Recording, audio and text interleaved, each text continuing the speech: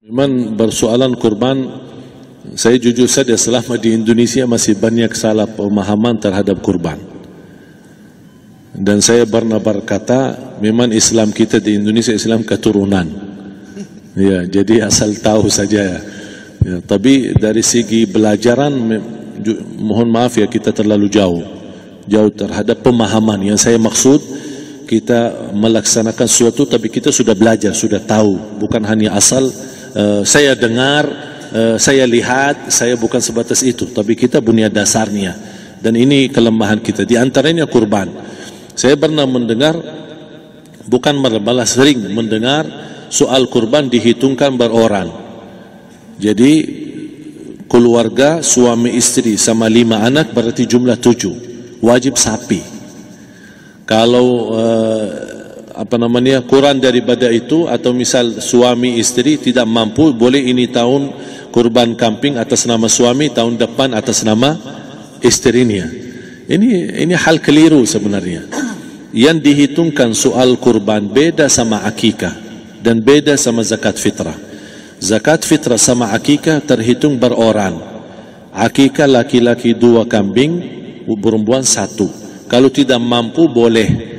Kalau ada kembar, laki sama perempuan berarti 3 kambing. Tapi kalau tidak mampu boleh 1 kambing, tidak masalah.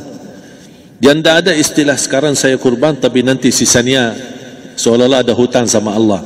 Sesuai kemampuan kita. Di antaranya kurban. Kurban hitungannya berkeluarga, bukan beroran. Buktinya Rasulullah SAW dan juga cerita Nabi Ibrahim. Ketika Nabi Ibrahim mau sembelih Nabi Ismail, Allah turunkan apa? Mengganti sembelihan Nabi Ismail dengan ekor kambing dari surga. Berapa ekor kambing? 1. Padahal Nabi Ibrahim punya istri 2 dan anak. Ada istri Siti Hajar dan Sarah. Kemudian anaknya Ismail dan Ishak. Berarti semuanya berapa? 5. Kenapa Allah tidak turunkan 5 ekor kambing? Karena hitungannya memang 1 keluarga. Yang kedua, Rasul sendiri sembelih 2 kambing. Pertama, Bismillah atas nama Muhammad dan keluarga Nabi Muhammad. Padahal kita tahu keluarga Nabi Muhammad SAW termasuk keluarga besar. 11 istri, belum lagi anaknya laki-laki sama perempuan. Ada yang hidup maupun sudah mati. Sudah termasuk semua. Yang hidup maupun mati. Yang kedua, Rasul sembelih sembelihan yang kedua atas namaku dan umatku. Umatnya berapa miliar? Cuma 1 ekor kambing. Kenapa Rasulullah SAW berkurban atas nama dirinya dan umatnya? Saya mengambil salah satu di sini tanda sayangnya Rasul kepada umatnya. Jadi saya selalu berkata, orang miskin yang tidak mampu berkurban seharusnya bangga di hari kurban, karena Rasul sudah kurbankan duluan atas nama dia. Jadi terima kasih ya Rasulullah, ingatkan kita. Yang kita tidak mampu, Rasul sudah.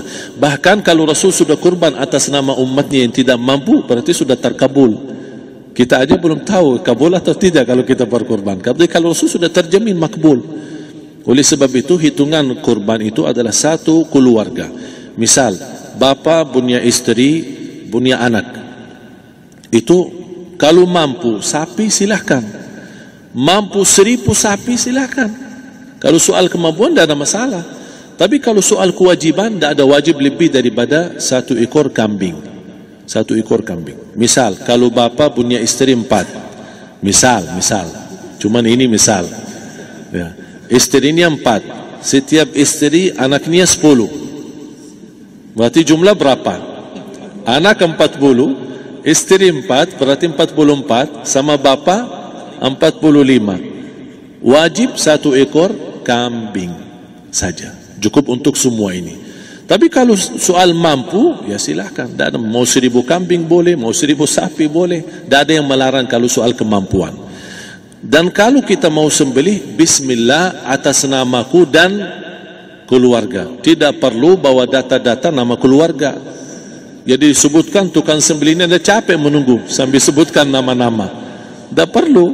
Udah Bismillah atas namaku dan keluarga. Termasuk kata atas namaku dan keluarga, termasuk orang tua yang sudah meninggal. Termasuk orang tua yang sudah, karena kita adalah hasil daripada orang tua. Itu sudah termasuk, tidak perlu kita sebutkan. Ada sebagian ulama membolehkan kalau kita mampu, mau khusus kambing atas nama orang tua, tidak masalah. Kalau kita mampu. Tapi kalau kita tidak mampu, itu sudah termasuk orang tua kita bersama keluarga besar kita.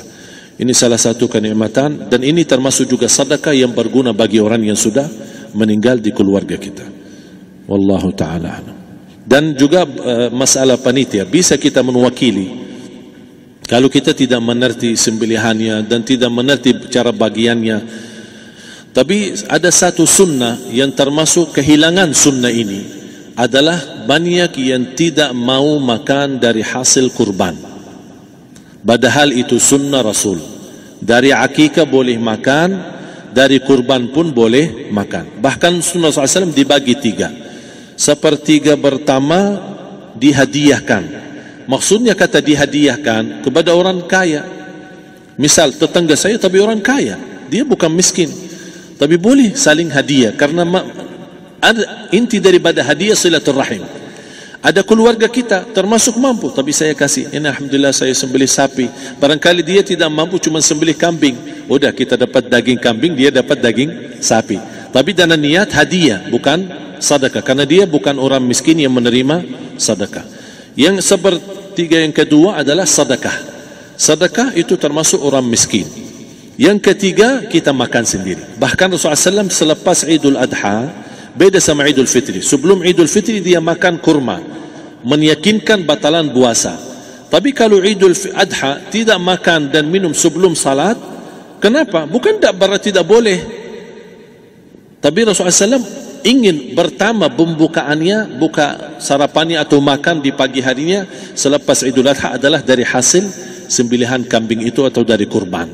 Jadi kita sebagian sedikit. Tapi kalau kita merasa alhamdulillah rezeki saya banyak di rumah, alhamdulillah banyak ada makanan, mau sedekahin semuanya, semua mau sedekahin, tidak masalah. Tapi yang saya maksud, kenapa tidak kita sekali-kali hidupkan sunnah Rasul? Jadi sebagian, walaupun ada sebagian sedikit lah, buat istilahnya sama sedikit porsi nasi atau apa, karena kita berhak sebagai kita kurbankan lillahi ta'ala, kita berhak menikmati kurban ini yang lillahi ta'ala supaya kita mendapatkan keberkahannya, bukan hanya orang lain. Terus yang kedua ada masalah pembayaran. Kalau kita wakili panitia, boleh kita pesan sama panitia, tolong sedikit dari kurban saya minta buat saya makan. Itu tidak masalah, kita boleh minta. Dan boleh kita wakili, tapi kita tolong ingatkan, tidak boleh pembayaran hasil sembelihan itu dari kulitnya. Ini menjadi salah satu persoalan di Indonesia. Banyak tukang sembelih datang, ketika kita tawarkan untuk sembelih ini, berapa Pak? Oh, tidak apa-apa, kasih aja kulitnya sama kepalanya. Jangan Anda setuju, jangan Anda terima. Oh maaf, saya tidak bisa. Bapak berapa ongkos sembelihannya? Kita harus sepakat dulu. Tidak, saya ikhlas, tidak apa-apa, seikhlasnya. Tapi yang penting kepalanya sama kulitnya. Itu aja yang saya minta, yang lain tidak apa-apa. Tidak boleh. Tidak boleh. Kenapa? Karena ini kurban. Kata kurban berarti lillahi ta'ala, bukan untuk jual beli. Kalau kita sudah bayar dari bagian kurban, berarti bukan lillahi ta'ala. Harus kita jaga amalan itu. Tapi bagaimana cara jalan keluarnya? Kita harus sepakat, ijab kabul. Sepakat dulu, Pak, saya udah begini, saya kasih untuk sembelihan 50.000. Bapak setuju? Ya udah setuju. Selesai kan? Sudah sembelih, sudah potong, sudah semua. Lepas ini semua kita kasih ongkos 50.000 ongkos sembelihannya.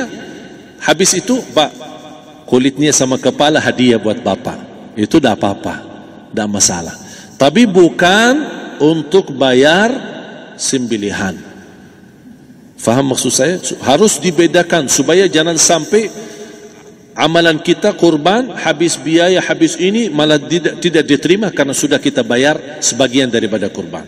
Saya silahkan bayar apa yang kita sepakati, mau hadiahkan kepada dia karena kita tidak bisa guna. Buat apa yang kita mau gunain kulitnya? Tidak bisa. Tapi mereka, buat mereka lebih berguna, oleh karena itu kita bisa hadiahkan untuk mereka. Bahkan kita bisa juga kasih daging untuk mereka bisa menikmati sebagai sedekah. Wallahu taala alam.